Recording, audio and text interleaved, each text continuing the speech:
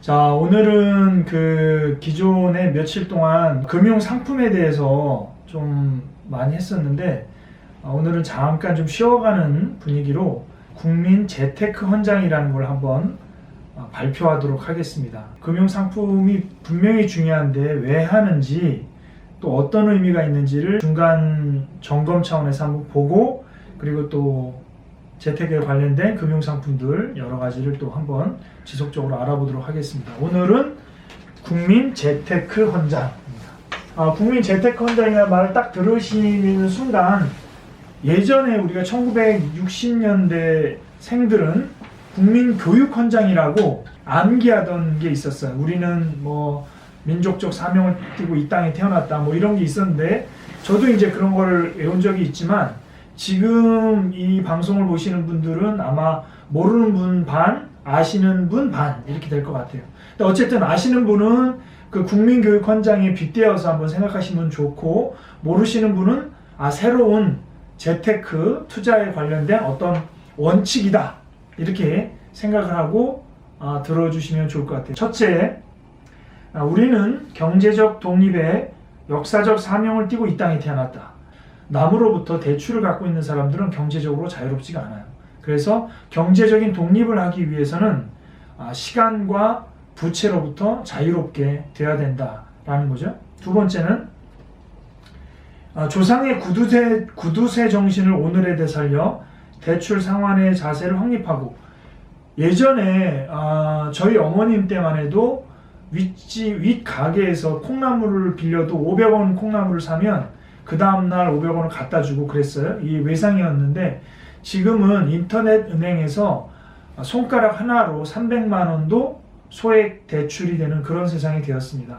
이 인터넷이 너무 쉽다 보니까 대출까지도 쉽게 하는 세상이 됐는데, 여러분 아시겠지만 대출을 받기는 쉬워도 대출을 갚는 거는 굉장히 어렵다. 그래서 경제적 독립이 되기 위해서는 일단 대출이 없어야 된다는 거 다시 한번 강조드리고요. 세 번째, 밖으로는 대출이 없으면 종잣돈 마련에 이바지할 때다. 그러니까 종잣돈 마련. 이거를 굉장히 중요한 단어가 나왔죠. 이거를 뭐라고 그러냐면 시드머니라고 해요. 시드머니. 모든 재테크를 하기 위해서는 시드머니가 있어요. 종잣돈, 씨앗이죠, 씨앗. 그래서 보통 양동이 이론이라고 하는데, 이 양동이가 뭐 1000만 원인 사람도 있고요, 1억인 사람도 있고요, 뭐 5억인 사람도 있어요. 그러니까 여러분이 월급을 받으면, 돈이 들어오면 이 양동이에 물을 채워 넣듯이 돈을 계속 저축을 해야 돼요. 저축을 하다 보면 여러분이 원하는 1000만 원이 될 때, 1억이 될 때까지 계속 채우는 거예요. 그러다 보면 어느 순간에 목표를 딱 도달하면 물이 넘쳐나기 시작합니다. 이 넘쳐나는 돈을 뭐라고 그러냐면 이자, 배당, 임대, 연금, 로열티, 이런 형태가 되는 거예요. 그러면 요 돈을 뭐라고 그러냐면 요거를 시드머니라고 합니다. 시드머니. 1000만 원을 가지고 여러분 운용할 수 있는 거, 예를 들어 요즘 ELS 상품 같은 경우는 연 수익률이 4에서 한 8% 정도 나오는데, 이 1000만 원을 가지고 ELS에 투자하면 4%나 8%의 이자를 가지고 또 저축을 더 할 수 있죠. 이런 것들이 시드머니로 활용하는 거예요. 그런데 대부분은 시드머니 없이 대출을 가지고 투자를 하려고 하다 보니까 위험해질 수 있는 거라는 거죠. 네 번째, 이에 우리의 나아갈 바를 밝혀 이 재테크의 지표로 삼는다. 성실한 마음과 튼튼한 몸으로, 이거는 바꾸지 않았어요. 성실해야 되니까. 저축과 투자를 배우고 익히며. 굉장히 기본적인 용어인데 늘 강조하죠. 저축, 세이브죠. 투자, 인베스트죠. 이걸 한자로는 뭐라고 그러냐면 집전, 이렇게 얘기해요. 이게 모을집자고, 모으다. 뭐를? 돈을. 돈을 모으다. 그 다음에 용전이라, 용전. 용전은 돈을 굴리다. 그러니까 모인 돈을 갖다가 운용하는 거예요. ELS 투자하고, 브라질 국채에 투자하고, 펀드에도 투자하고, 주식에도 운용하고, 채권에도 투자. 용전이에요, 용전. 그 다음에 단계가 뭐냐면 수전이라고, 수전. 수전은 지키다. 이제 자산이 50억, 100억이 되면 이제는 모을 필요도 없고 운영할 필요도 없겠죠. 이자가 충분히 나오니까 이때는 돈을 어떻게 하면 잃어버리지 않게 보험 관리를 한다. 보험으로 건강 관리를 한다든가 아니면 세금을 줄인다든가 뭐 이런 관계예요. 그래서 저축과 투자는 집전은 저축이고 용전은 투자다. 이렇게 보시면 돼요. 그 다음에 수전은 절세. 네, 그래서 저축과 투자를 배우고 익혀야 된다. 타고난 저마다의 재테크 영역을 개발하고, 재테크의 영역이라는 거는 부동산 영역이 있고 금융 영역이 있어요. 부동산에 투자한다는 것도 아파트에 투자할 수도 있고 청약으로 투자할 수도 있고 상가에 투자할 수도 있고 갭 투자를 할 수도 있고 뭐 여러 가지가 있죠. 금융도 주식, 채권, 보험, 펀드 뭐 여러 가지가 있죠. 자기가 맞는 게 있다는 거예요. 남들이 부동산으로 한다고 나도 부동산으로 하는 것도 아니고 남이 비트코인으로 돈 벌었다고 나도 비트코인 하면 안 되는 거예요. 나에게 맞는 거를 찾는 것. 그러려면 작은 돈으로 이렇게 연습을 해보는 게 필요하죠. 나에게 맞는 재테크는 뭘까? 우리의 처지를 약진의 발판으로 삼아 부자의 꿈과 기부의 정신을 기른다. 그 다음에 위험과 수익을 앞세우며, 저축에는 위험이라는 게 없어요. 왜냐하면 원금이 보장되니까 위험이라는 건 내 돈이 손실되는 거잖아요. 사람을 돈을 많이 버는 것보다 손에 있는 거를 더 두려워해. 그러니까 너 100만 원 줄게 이런 데 투자해 볼래? 이거는 별로 걱정하지 않아. 근데 너 이거 하지 않으면 100만 원 손해야. 그러면 앞다퉈 나간다고요. 그러니까 저축은 위험이 없으니까 뭐 문제가 없어요. 그런데 투자는 위험과 수익이 공존한다는 거예요. 근데 사람들은 대부분 뭐만 생각하냐면 수익만 생각해. profit. 항상 모든 투자는 위험이 있다. 효율과 끈기를 숭상하고, 효율이라는 것은 숫자예요, 숫자. 재테크는 숫자입니다. 숫자는 거짓말을 하지 않아요.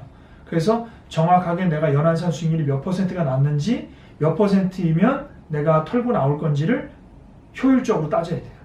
투자 사기와 유사수신의 뿌리박은 불법 금융의 유혹을 차단하여. 요즘에 경제가 어렵다 보니까 이 투자 사기꾼들, 유사수신들이 많아졌어요. 얼마 전 TV를 보니까 그 보이스피싱이라고 아시죠? 전화로 사기를 치는 건데, 여러분들은 사기 안 당할 것 같죠? 근데 실제로 여러분의 사랑하는 가족이 지금 납치가 돼서 내가 지금 협박하고 있다.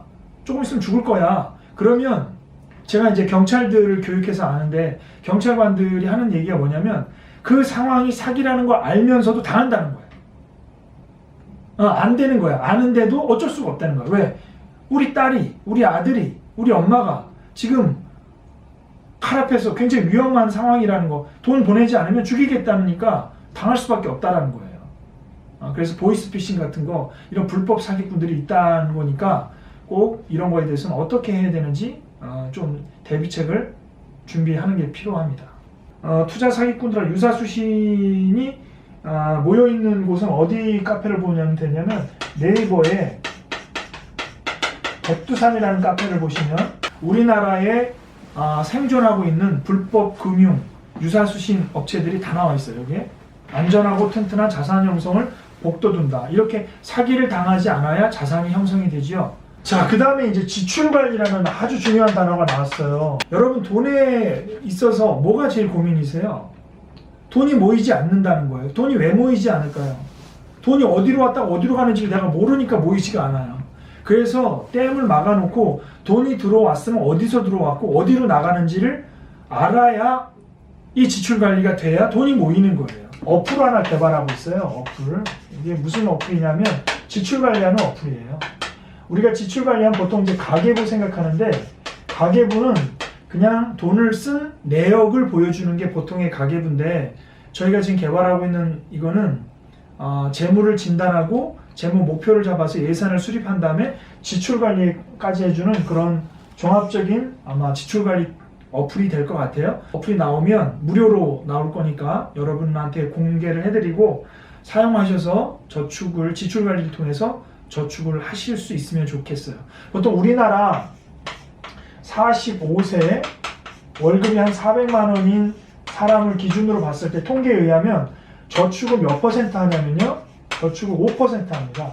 5%는 얼마냐면 5, 4, 20만 원 한다는 얘기인데, 우리 예산 관리에 보면 기준 비율이 얼마냐면 4인 가족을 기준으로 했을 때 보통 15%거든요. 노후 자금 빼고 노후까지 합치면 25%입니다. 그러면 만약에 400만 원에 25%는 100만 원을 해야 되는 거예요. 80만 원을 늘려야 올바로 생활할 수가 있다. 물론 이제 이게 원칙이기 때문에 이거보다 좀 적을 수는 있겠지만, 그래서 저의 목표는 20만 원의 저축을 하고 있는 사람이 80만 원을 늘리는 것이 저희들의 목표다. 이 지출 관리를 좀 세분해 보면 지출 관리가 있고요, 예산 관리가 있어요. 예산 관리. 예산을 정해놓고 쓰는 거죠. 그 다음에 돈이 모이면 자산 관리하죠. 이런 것들을 다 뭐라고 그러냐면 재무 관리라고 하고, 이런 관리가 본인의 목표하고 합쳐졌을 때 이 목표에 따라서 관리하는 거를 갖다가 뭐라고 그러냐면 재무 설계다, 이렇게 얘기합니다. 가정의 행복이 나의 발전의 근본임을 깨달아서 대박과 쪽박에 따르는, 대박은 수익이고요, 쪽박은 위험이죠. 그 대박과 쪽박에 따르는 책임과 의무를 다한다. 이 얘기는 뭐냐면, 여러분 증권사에서 투자 상품을 할 때 작은 글씨로 항상 뭐라고 써있냐면, 모든 투자의 책임은 누구한테 진다. 모든 투자의 책임은 누구한테 진다? 고객이 진다. 이렇게 돼 있어요.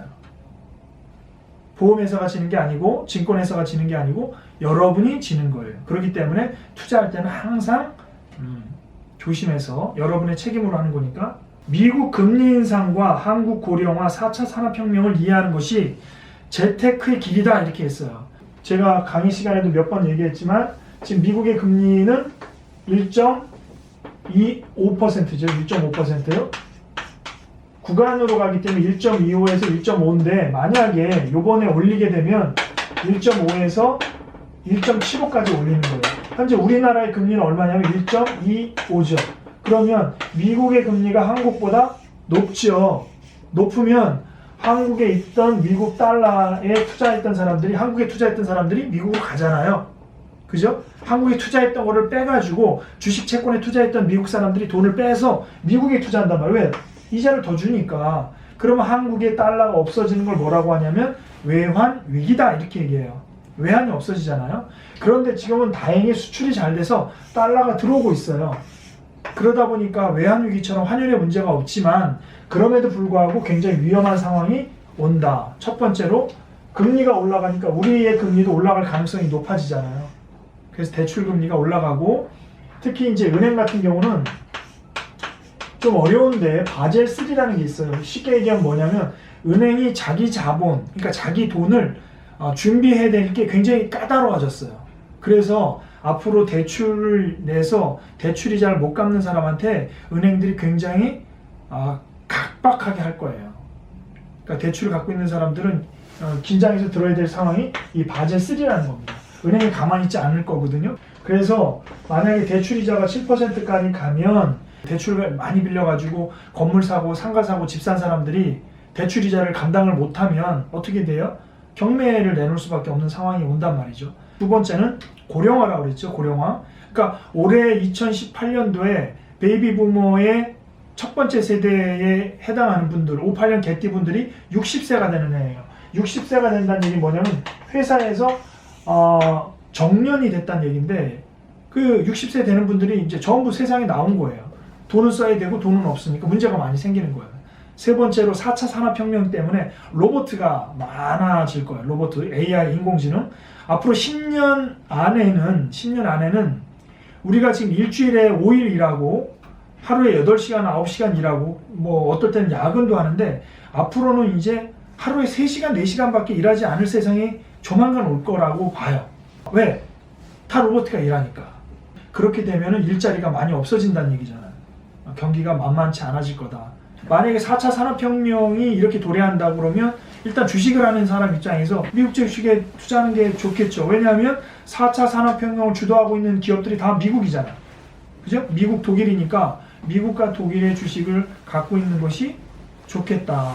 바이오 주식, 셀트리온 같은 바이오 주식들이 뜨는 것도 고령화를 이해하고 있기 때문에 돈을 버는 거죠. 또 미국 금리 인상이 되면, 금리가 올라가면 채권 가격이 떨어지기 때문에 채권을 사는 것보다 주식을 사는 게 현명하겠죠. 그렇게 이런 미국 금리 인상과 고령화와 4차 산업혁명을 이해하면 어느 주식에 투자하고 어떤 채권을 팔아야 되는지를 이해할 수 있다라는 거예요. 금리 인상이 되니까 당연히 현금을 가지고 있으면 은행에 적금 예금을 하는 게 좋겠죠. 이자가 올라가니까. 근데 반대로 대출 있는 사람들은 어려운 거죠. 그래서 대출을 갚고 저축을 해서 투자를 하는 거죠. 길이 후손에 물려줄 영광된 부호 가문의 앞날을 내다보며 절박함과 절실함을 지닌 성숙한 국민으로서 절박함과 절실함이라는 것은 모든 것은 절박함이 없으면 모든 일이 안 되는 것 같아요. 내가 10년 안에 1억을 만들어서 아니면 5년 안에 1억을 만들어서 주택 마련을 해야 되겠다, 뭐 노후자금을 준비해야 되겠다 그러면 절박함이 없으면 해결이 되지 않아요. 세상의 지혜를 모아 줄기찬 노력으로 가정경제의 새 역사를 창조하자. 그래서 가장 소중한 건 가정입니다. 가정경제를 회복하기 위해서 재테크가 돼야 되고, 재테크가 되기 위해서는 원칙에 충실해야 되고, 그 원칙은 빚을 갚고 저축해서 투자하자. 이 세 가지입니다. 쉽지 않습니다. 그래서 오늘 여러분 오상일의 재테크 과외를 통해서 한 30편 정도, 우리가 30조 정도 달려왔는데 중간에 좀 쉬어가는 의미에서 재테크 헌장이라는 걸 했으니까 요 내용을 한번 천천히 보시면서 별거 아닌 내용이지만 굉장히 많은 의미를 담고 있다라고 생각하시고요. 한번 출력해서 방에 한 군데 붙여놓고 음미해 보시면서 생각해 보는 것도 좋은 재테크가 될 수 있을 것 같습니다. 오늘 재테크 헌장은 여기까지 하겠습니다.